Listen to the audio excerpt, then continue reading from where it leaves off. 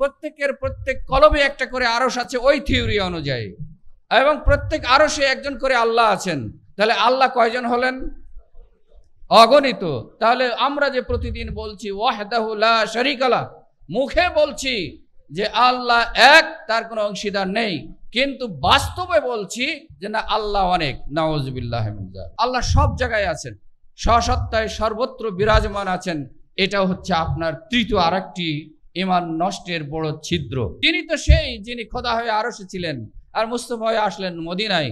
এই বিশ্বাস যদি কেউ করেন তাহলে রেসালাতে মুহাম্মাদের প্রতি আপনার কোনো ঈমান থাকবে না। মানবীয় গুণাবলী থেকে আজকে আমরা আকীদা, বিশ্বাসে ভ্রান্ত আকীদায় এমন পর্যায়ে নিয়ে গেছি, তাকে মানুষ থেকে রবের পর্যায়ে নিয়ে গেছি। ঈসা আলাইহিস সালামকে আল্লাহর সন্তান বলে বলেছিল, দাবি করেছিল।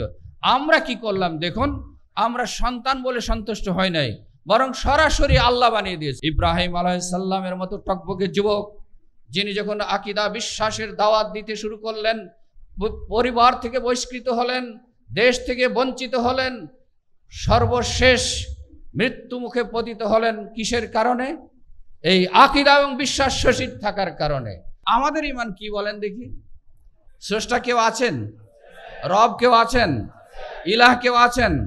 তার নাম হচ্ছেন আল্লাহ।